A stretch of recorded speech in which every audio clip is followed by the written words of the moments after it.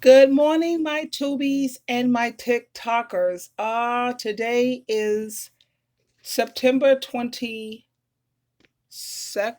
No, 23rd. Sorry about that, my loves, my loves, my loves. And today's empowerment for the day is coming from Matthew chapter 13. We're going to start off with a story about a farmer sowing seed. That same day, Jesus went out of the house and sat by the lake. A large crowd gathered around him, so he got into a boat and sat down. All the people stayed on the shore. Then Jesus used stories to teach them many things. He told them this story. A farmer went out to sow seed. While he was scattering the seed, some of it fell by the road. The birds came and ate all that seed. Other seed fell on rocky ground where there was not enough dirt. It grew very fast there because the soil was not deep. But when the sun rose, it burned the plants. The plants died because they did not have deep roots. Some other seed fell among thorny weeds. The weeds grew and stopped the good plants from growing. But some of the seed fell on good ground. There it grew and made grain. Some plants made 100 times more grain, some 60 times more, and some 30 times more. You people who hear me, listen. Why Jesus used stories to teach? Here we go. The followers came to Jesus and asked, "Why do you use these stories to teach the people?" Jesus answered, "Only you can know the secret truths about God's kingdom. Those other people cannot know these secret truths. The people who have some understanding will be giving more, and they will have even more than they need. But those who do not have much understanding will lose even the little understanding that they have. This is why I use these stories to teach the people. They see, but they don't really see. They hear, but they don't really hear to understand. They really hear, it says, but they don't really hear or understand. So they show that what Isaiah said about them is true. You people will listen and listen, but you will not understand. You will look and look, but you will not really see.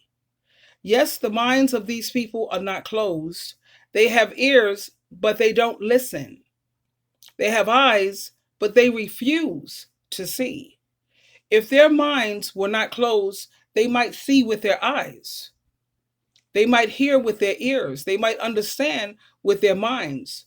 Then they might turn back to me and be healed. That was a prophecy that was fulfilled from Isaiah chapter 6, verse 9 and 10. But God has blessed you. You understand what you see with your eyes, and you understand what you hear with your ears. I can assure you, many prophets and godly people wanted to see what you now see, but they did not see it. And many prophets and godly people wanted to hear what you now hear, but they did not hear it. And now Jesus explains the story about the seed. So listen to the meaning of that story about the farmer. What about the seed that fell by the path? That is like the people who hear the teaching about God's kingdom, but do not understand it. Now keep in mind, God's kingdom is Jesus Christ. The first four letters in kingdom is king, Jesus reigning as king. Now they hear the teaching about God's kingdom, but they do not understand it. The evil one comes and takes away what was planted in their hearts. And what about the seed that fell on rocky ground? That is like the people who hear the teaching and quickly and gladly accept it. But they do not let the teaching go deep into their lives. They keep it only a short time. As soon as trouble or persecution comes because of the teaching they accepted, they give up. And what about the seed that fell among the thorny weeds? That is like the people who hear the teaching but let worries about this life and love for money stop it from growing, so it does not produce a crop in their lives. But what about the seed that fell on good ground? That is like the people who hear the teaching and they understand it. They grow and produce a good crop, sometimes 100 times more, sometimes 60 more, and sometimes 30 more. And now we're going to go into a story about the wheat and the weeds. Then Jesus used another story to teach them. Jesus said, God's kingdom is like a man who planted good seed in the field. That night, while everyone was asleep, the man's enemy came and planted weeds among the wheat and then left. Later, the wheat grew, the heads of grain grew on the plants, but at the same time, the weeds also grew. Then the man's servants came to him and said, You planted good seed in your field. Where did the weeds come from? The man answered, An enemy planted weeds. The servant asked, Do you want us to go and pull up the weeds? He answered, No, because when you pull up the weeds, you might also pull up the wheat. Let the weeds and the wheat grow together until the harvest time. At the harvest time, I will tell the workers this. First gather the weeds and tie them together to be burnt. Then gather the wheat and bring it to the barn. What is God's kingdom like? Then Jesus told the people another story. God's kingdom is like a mustard seed that a man plants in his field. It is the smallest of all seeds, but when it grows, it is the largest of all garden plants. It becomes a tree big enough for the birds to come and make nests in its branches. Then Jesus told them another story. God's kingdom is like yeast that a woman mixes into a big bowl of flour to make bread. The yeast makes all the dough rise. Jesus used stories to tell all these things to the people. He also used stories to teach them. This was to make clear the meaning of what the prophet said. I will speak using stories. I will tell things that have been secrets since the world was made. And that's at Psalms chapter 78, verse 2. Now, Jesus explains a hard story. Listen up, my beautiful, beautiful tubies. Then Jesus left the people and went into the house. His followers came to him and said, Explain to us the meaning of the story about the weeds in the field. He answered, The man who planted the good seed in the field is the Son of Man. That's Jesus Christ. The field is the world. The good seed are the people in God's kingdom. The weeds are the people who belong to the evil one. Anyone who does not love each other, that they are the weeds. And the enemy who planted the bad seed is the devil. The harvest is the end of the time, and the workers who gather are God's angels. The weeds are pulled up and burned in the fire. It will be the same at the end of the time. The Son of Man will send his angels, and they will find the people who cause sin and all those who do evil, like busting up people's families, destroying people's lives, have people dying because of misinterpretations and of the scriptures, creating their own rules as they go along. These are people who do evil. That's me ad-libbing. That's me adding. But that's what I noticed. I was raised a Jehovah's Witness, and yes, they are definitely the weeds. The angels will take those people out of his kingdom. They will throw them into the place of fire. There the people will be crying and grinding their teeth with pain. Then the godly people will shine like the sun, those who love their fellow Christians. That's me adding that too. They will be in the kingdom of their Father. You people who hear me, listen. Stories about a treasure and a pearl. God's kingdom is like a treasure hidden in a field. One day a man found the treasure, he hid it again, and was so happy that he went and sold everything he owned and bought the field. Also, God's kingdom is like a merchant looking for fine pearls. One day he found a very fine pearl.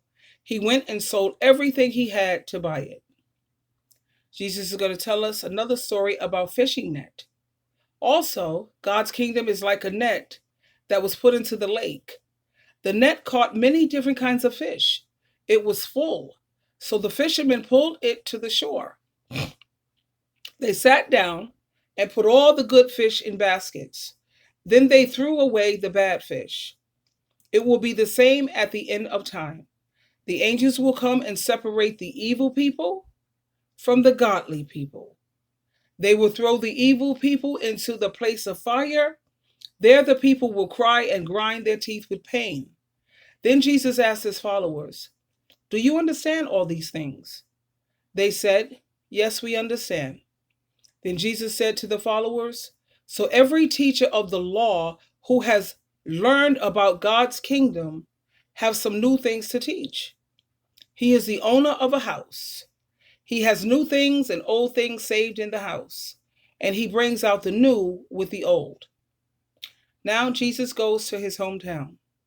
When Jesus finished teaching with these stories, he left there. He went to the town where he grew up. He taught the people in the synagogue, and they were amazed. They said, "Where did this man get such wisdom and this power to do miracles? Isn't he the son of the carpenter we know? Isn't his mother's name Mary? And aren't his brothers James, Joseph, Simon, and Judas? And don't all his sisters still live here in town? How is he able to do these things?" So they had a problem accepting him. But Jesus said to them, "People everywhere give honor to a prophet, but in his own home a prophet does not get any honor." Jesus did not do many miracles there because the people did not believe in him. Wasn't that lovely? So when it goes back to the wheat and the weeds, that's talking about the whole body of Christ. And in the body of Christ, the church of Christ, you have different denominations. And any denomination that does not love each other, Jesus Christ said, "You could tell my true disciples by the love they have among each other."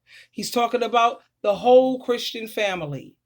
And any denomination that teaches you to distance yourself from other Christians, don't be friends with other Christians who are working just as hard as you are.